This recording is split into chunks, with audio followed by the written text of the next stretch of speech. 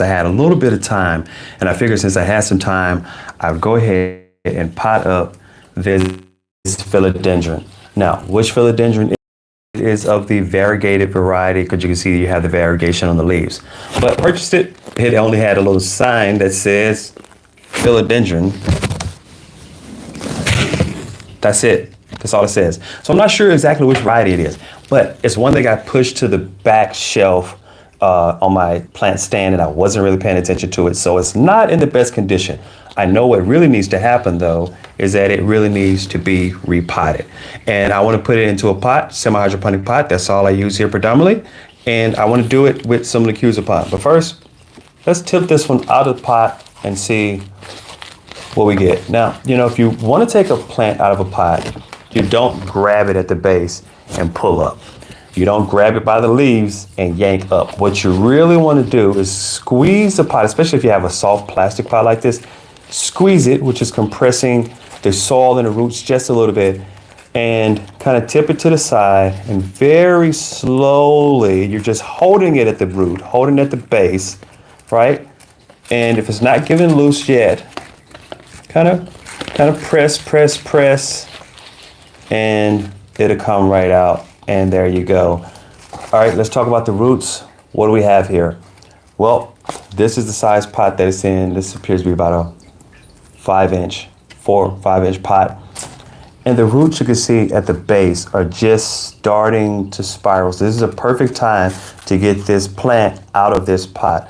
If you pull your plant out of a pot and all the dirt falls off the bottom and there's no roots there, it may not necessarily be time to repot that, especially if all you were trying to do is put it in a bigger pot. But you can see, if you look at these roots, you can see these roots are wrapping around. And as the roots are starting to wrap around, definitely at the base, they would just continue to do this up and up and up and up and up. So this eventually would become what's called root bound. Now what I want to do is, I don't want to use any of this soil. So we're going to take this soil off, just kind of tease it here. The roots are in good shape. You can see that's the color that you're looking for, this kind of tan, fleshy color. I like a lighter color, but roots can also have different colorations to them. Oh, one of the twins is getting a diaper change. She's not happy about it. And so roots can have different colors. I have some plants behind me, and you can see the leaves on those plants are red. If you look at that, that's a philodendron back there. The leaves on that plant are red. The roots on that plant are also red. It's really interesting when I take it. I'm not going to take it out of the pot just to show you the roots, but the roots are red just like the leaves are. So what I'm doing now, I'm just kind of taking this soil, working this in my hands. So I'll just put it over here on this side, you can see. Working this in my hands back and forth, and the soil is falling off because I don't want to use this soil. I just want to separate the roots from the soil. I want to put this in a semi-hydroponic pot, which I'll show you in just a minute. Let me just kind of separate this. Here's a nice tap root. So yeah, I think the roots on this plant are just a slight darker tan color. Again, I haven't been treating this plant the best. Now, I'm going to smell it. What are you smelling for? What you should be smelling is what you know normally is dirt, but soil, a nice earthy smell. You shouldn't smell anything sour. If you smell something sour or putrid or just unpleasant, then that means more than likely you have a bit of root rot. And that could have happened for a couple reasons. You may have been overwatering the plant. You could have a fungal infection that's in there, some other type of infection. So you have root rot, and that's not good. Now, one of the things that helps with root rot is, of course, not overwatering your plants. If you overwater your plants, then you can get root rot. That happens. If you have compacted soil, where the soil is compacted really tight, you can get root rot. That happens. And there are other things that can lead to it, but you don't want that. And if you had root rot, if you smell something putrid here around those roots, you'd go and you want to take a look at the root ball, and you'd be looking for roots that are not this pretty fleshy color. If there were some, there was say dark brown, really dark brown, rotting on the end. You take some snips and you cut those off. You would not want to repot a plant with those roots on it. You'd cut those off to kind of get that rot away from the plant. So I'm getting down pretty good here. These roots are coming. Yeah, this is soil is coming off. You don't want to change one substrate to another and leave all that soil on there, because that could also lead to rot. Rotting in the roots is something you have to really be concerned about when you're dealing with plants. Now, you could take this and you could rinse it off. I don't tend to do that. You can rinse this off with water to get the very last of that soil off, but I'm telling you, I'm feeling confident. I feel good with this just the way it is, because there's going to be some certain microbes, bacteria and fungi that's on these root hairs. And so you kind of want some of that to go into the new pot. Move this soil over here to the side. Grab the new pot. All right, I can take this, sit it to the side. Here's a pot right here, and it has a base in it like this. Semi-hydroponic pot. We're gonna kind of build this real quick. They're not hard to build. Comes just like this, and it has this little base has a little stand. So you put this stand inside of this pot, and that raises the base. So it sits about right here, and down up under there is where your water will collect. That's why it's called semi-hydroponic, because it's sitting in water. How do you know how much water is sitting in? Well, that's what this is for. This is really cool. I love these. All the pots, all the plants behind me have one of these little meters in it, and I just think that they're absolutely the best thing in the world. There's a little cotton ball there, hard cotton, and it's on a, it kind of acts as a float. And if there's water under here, I'm gonna sit this in here, and if there's water here, it'll raise the level of this meter, and I can tell how much water is in the pot. I love these semi-hydroponic pots because it always lets me know how much water is in the pot. Now, I will tell you, you do run into situations sometimes where you water the pot and that meter doesn't move. And you just kind of tap the side, and that little ball, which may have gotten stuck or hung up, will float, and you can see how much water you have in here. What I'm gonna do now is add some pond. That's my main growth medium. This is what I grow with. This is what I use more than anything else. Lechuza Pon. Lechuza Pon. German company. And this substrate is gonna be, it's not really perlite, but it looks like kind of volcanic rocks, different materials, substrates. They're hard. Just little pebbles, different things that they blended together. I can look on the back and see because it's written really small. And almost all of my plants are planted in this substrate. It works really well. I've been having a lot of success with it. It is hard to come by, and I'm not going to tell you that it's the cheapest substrate in the world. You could probably do another blend of your own if you want to. You know what? I'm going to put this on a moss pole. I want a moss pole in here as well. So the reason is I want this plant to kind of stand upright, and it's not doing that right now. Here's the moss pole right here. We're going to get this moss pole in this pot.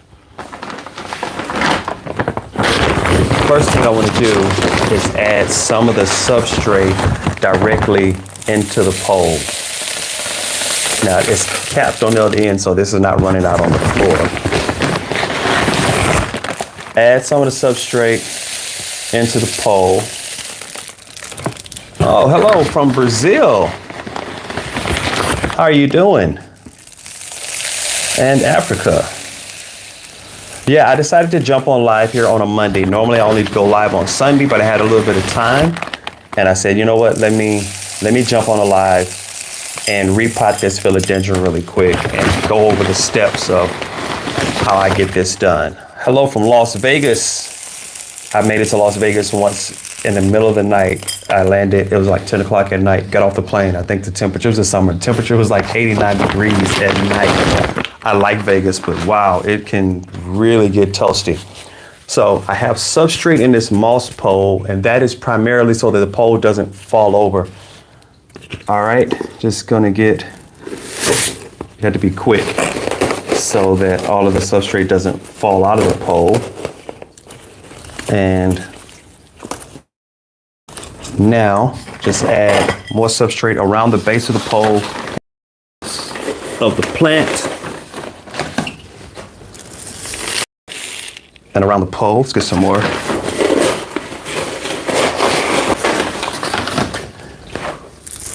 I actually purchased all of my pon through Amazon, and they deliver it in a box here to the house. It's a pretty heavy box, but Amazon doesn't charge by weight. And so there we go. Get a little bit more in there just to make sure.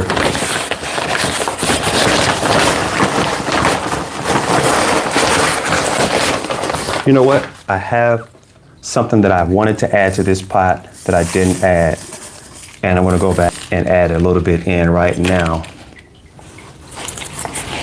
Okay, so that's pretty good. We'll bring this up. That's pretty good. And this is called, I don't even like this name. It says soil and root food. And this is mycorrhizal fungi.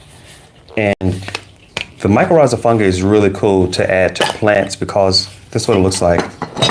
I have two different types. Now this is pure mycorrhizal inoculant. That's a better name because it's not really food. I bought this at Target about a year ago, and I don't like the naming because it's not actually a root or soil food. What it is fungus that grows into the soil. It also grows along the root hairs of the plants, and it allows the plants to absorb more nutrients out of the environment. So it'd be kind of weird, but your root hairs, I'm trying to think of a good way to explain it. But yeah, those root hairs, and the root hairs stick here, right? They're sticking into the ground, and the fungus is growing around the root hairs and away from the root hairs, and they're able to attach nutrients, and it put those nutrients, helps those plants absorb nutrients. It exists, mycorrhizal fungus is all over the world. It's everywhere, it's all in the soil. I want to add a bit here, and I want to kind of just mix that in a little bit. Just want to add a bit. And what that does, it helps improve plant growth and vitality because the plant is able to absorb more nutrients. I'm actually going to blend two different types in here. And put this, normally if I did this correctly, I would have put that down in and just kind of stir it in with my hand and just get that down around the roots because that's where you want it to be. But when I water this, it's going to get down around those roots, it's going to grow, and it's going to help this plant absorb more nutrients. All right, here's the moss pole. It's in pretty good. But what am I going to do now? Now I'm going to attach, use one of these little ties, just kind of like when your bread tie, you get your loaf of bread. I'm going to just take this, and I'm going to tie the base right here of this plant against this pole and give it more of an upright. The substrate is called pon.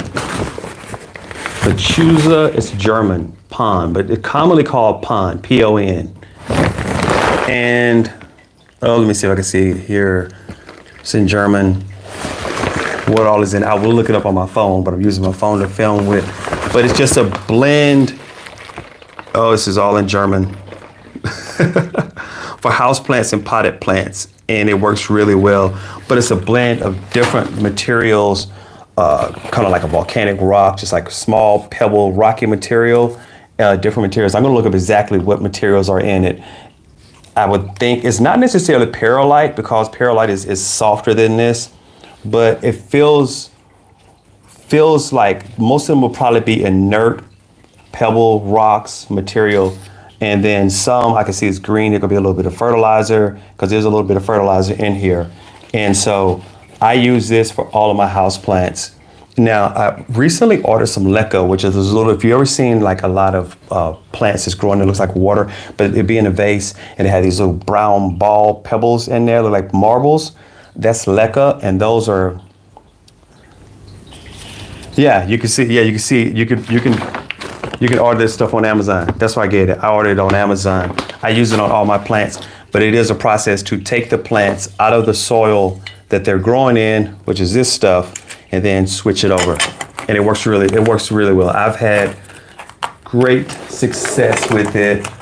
All of these plants, every single thing that you see back here, except for the jade tree. It's the only thing that I haven't repotted, but all the rest of these, and this is not. But most of these plants here, back here, are growing in pond. I don't want them growing in soil indoors, because soil, you end up with a lot more fungus problems. You end up with other kind of problems with soil. It gets compacted, compressed really, really bad. So I like this stuff because it's reusable. You can use it, then you can take it, rinse it off, and you can reuse it if you want to repot something. There we go. That looks a lot better. And right now, I think I'll just use that one to hold it in place. I don't know if I want to do one more.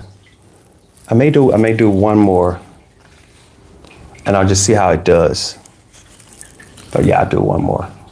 Just kind of come up, go behind this leaf here. But I just want this plant to have a more upright look to it instead of, and I don't really want to compress that, right? I don't want to hold that too tight. If I can just get it. I'm not doing this very tight, and I'm going to kind of wait and see. I may take this second one loose at a later date. If it looks like it's constricting the plant or, hindering any type of plant growth, then I will take that loose. But yeah, all I have to do now is take this and add water to it. When I add water, this little meter right here is going to rise to let me know how much water. It has a low, medium, and max. You want it definitely not above that max because there's too much water sitting in there. And that's it. That's done.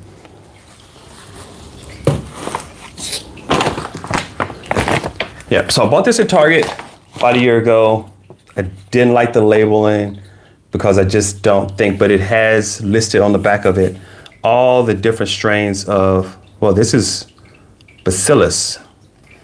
And Bacillus is not a fungus. I thought this was mycorrhizal, but this is all Bacillus. This is 6 species of beneficial bacteria. And I think the bacteria will function pretty much as the mycorrhizal. So, correct myself. This one is Bacillus strains, and they're all going to do the same role of the mycorrhizal fungal, which is transporting. When transplanting or repotting, shake this around the roots, and you can add it to plants. This will help to extend that root growing area and it'll help it grow.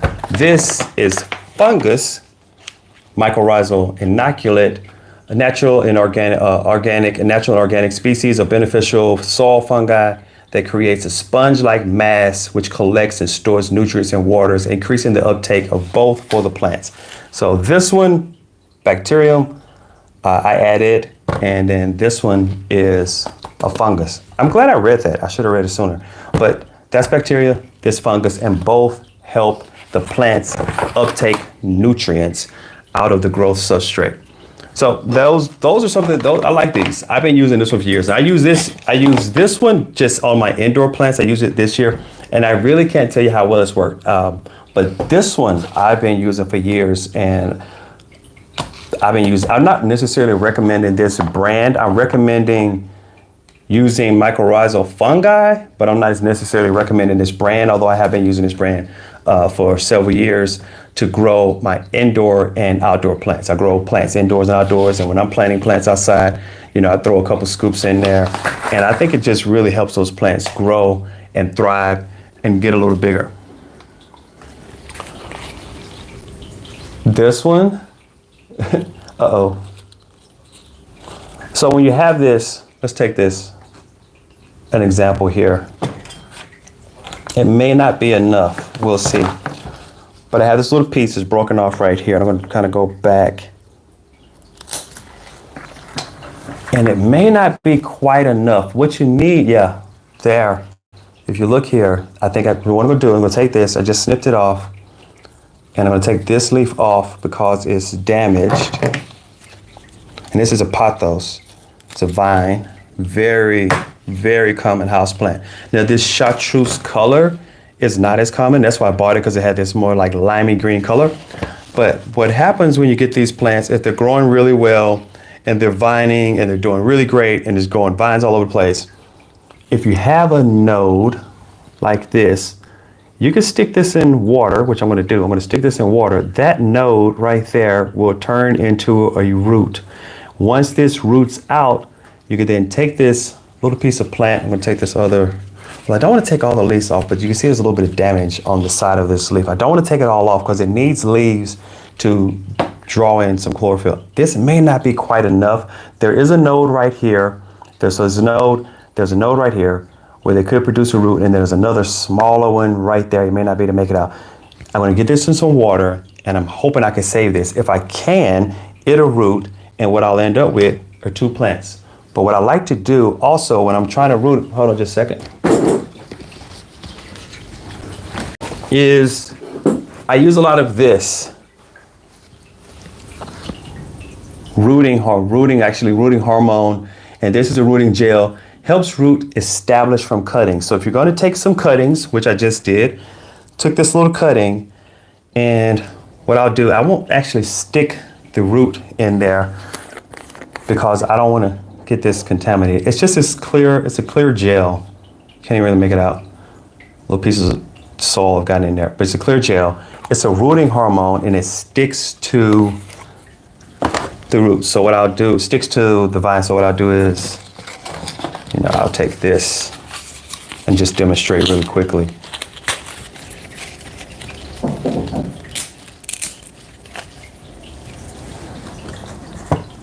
And just taking the fish a little bit out, and then I'll put that over this vine, just kind of rub it on, and this is rooting hormone. And what this does is that tells this plant and tell these little roots to grow, grow, grow. Now you can put this rooting hormone and stick it in soil, but what I like to do, especially for these vines, for pothos and for some other vining plants, I'll stick them in water. And I don't mind that rooting hormone will pretty much dissolve into the water. So now I'll just get a small glass with water, stick this in, and I'm not going to cover it because I don't think I have to cover it. This room has a pretty high humidity. Stick this in water and let it sit there. I have another vine already, which is sitting back here in water, and I'm waiting on it to root. And if I'm lucky, if this is enough, then this will root, and I will have another plant. I have another one of these.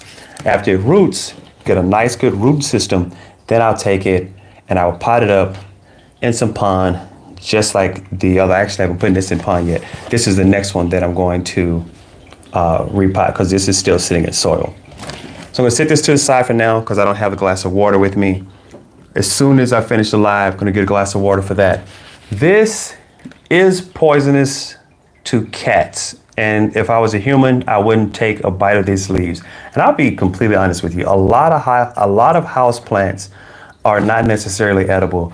Some of them are quite inedible. You should not eat them. You should not lick on them. And if you have really sensitive skin, then you may want to use gloves when you're handling a lot of your house plants. Some of them are pretty poisonous. I always check to see how poisonous a plant is before I bring it into my home. And if I think it's something that's not too safe, then I won't. That's indoor plants and outdoor plants. Foxglove, I do believe, is an outdoor perennial, and it has some aspects of you just touch it and it can have some effects on you. So you have to be really careful with your plants.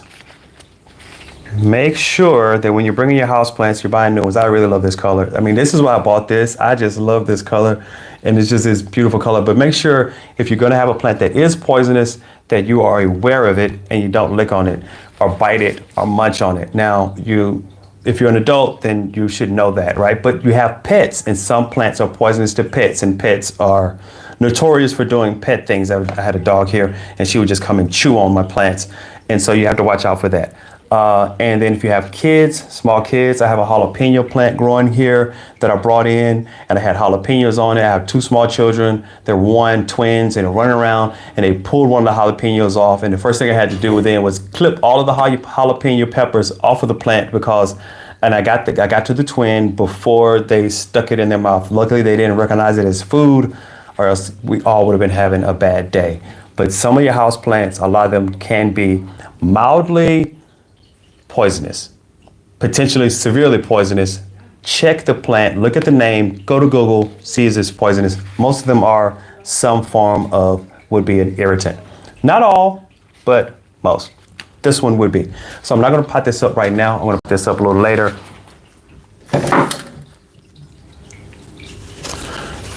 What I'm going to do now is find a nice spot for this one. It's been at the back. I'm going to move it up to the front, give it a little more light. This is not a highlight plant, but it does need a bit more light and need a bit more care. Look at some of the leaves. Like this leaf is just starting to unfurl, and it's just not looking quite as good as I normally would keep my plants. And I know that it needs a bit more care. Hopefully now it'll get that care. Set it to the side.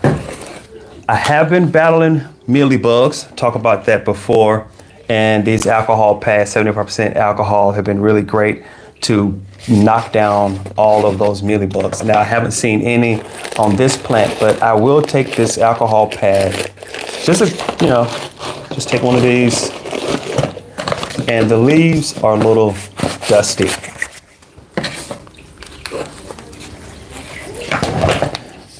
And I just, like this leaf, and I just wipe this off. If there are any mealybugs here hiding that I don't see, this alcohol tends to kill them, but you'll see the mealybugs because they leave this, looks like little tiny pieces of cotton all over your plants, and they tend to get around the base of the leaves and on the bottom side of the leaves. So if you see something on the base and it looks like white pieces of cotton or the ball pieces of cotton, those are mealybugs, and they will absolutely kill your plant. Now, I haven't had any problem with using this isopropyl alcohol to just wipe the plants. This plant, as you can hear, these leaves are really crispy. Just want to wipe these leaves off, wipe off the stems. You can actually buy these things that will help the plants glow, so to speak. You can put a shine on it. Actually, I have some, and I'm going to spray this one. Once I wipe with these leaves, I have some shine. Okay, so a little bit of white, and hold on, it's right here. And you can just mist the leaves, and it'll help the leaves have a nice little shine to them, a little sheen. Make the plant all pretty. Plants like to be pretty. And I think plants like the TLC, right? They like that care and attention. Okay, I would love to keep the live going, guys, but I'm going to have to cut this one off because my battery is about to run down on my phone. Next time I'll make sure I charge it. Hey, if you have any comments, questions, drop those down below, and I'll try to answer them when I can. I want to jump on the live. Normally I'm on live Sundays, about 7 p.m. British Standard Time. But I wanted to jump on one here today. It's a Monday. I had a little bit of time. So I appreciate everyone who jumped into the live with me. I appreciate that. And have a great one. Talk to you soon.